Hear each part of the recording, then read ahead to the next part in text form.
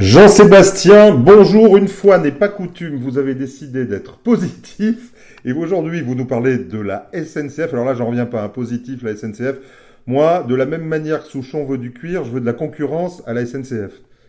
Oui, mais vous savez, en fait, toute cette révolution numérique inquiète beaucoup les gens, alors qu'en réalité, c'est une aubaine, c'est une révolution industrielle. De plus, on en a connu beaucoup au cours des 1000 dernières années, et à chaque fois, ça provoque une inquiétude, mais derrière, c'est un monde d'opportunités qui se crée.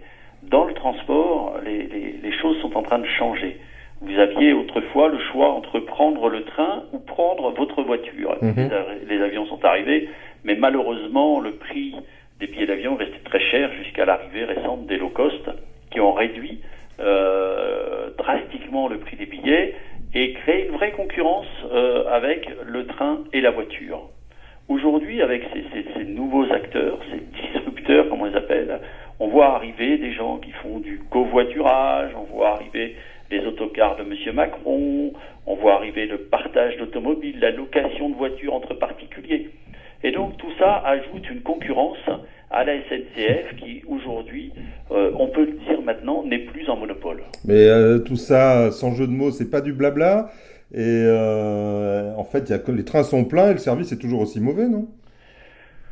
Alors, le problème de la sortie de monopole, c'est que c'est souvent difficile à gérer parce que les sociétés en monopole ont tendance à s'endormir considérant que le client est captif.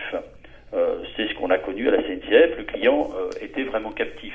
Avec l'évolution du monde actuel et tous ces nouveaux concurrents qui arrivent, la SNCF est obligée de bouger, ils l'ont compris, ils ont créé quand même une plateforme il y a quelques années qui s'appelait voyagesncf.com, qui aujourd'hui fait figure de leader en France dans la réservation des billets.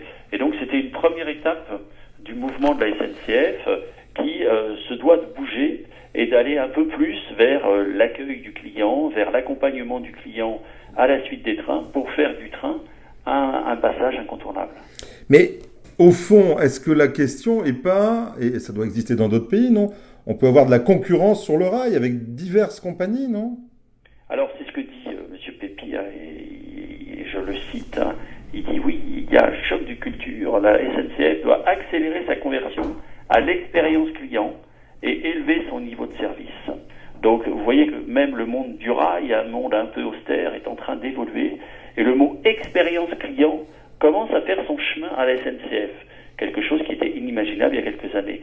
Donc on peut féliciter tous ces nouveaux métiers, ces disrupteurs comme on les appelle, qui viennent bouger ce monde endormi pour essayer d'améliorer le service client et faire que le client demain ait non seulement le choix pour sa mobilité, mais qu'à chaque fois il soit satisfait des moyens qu'il aura pris.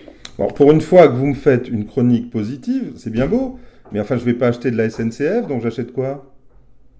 Oh, aujourd'hui, vous achetez un billet de train et vous partez en week-end. Oui, mais dans mon portefeuille, pour investir, ça nous sert à quoi la SNCF? On peut pas l'acheter là? Encore une fois, achetez du Trustim Rock.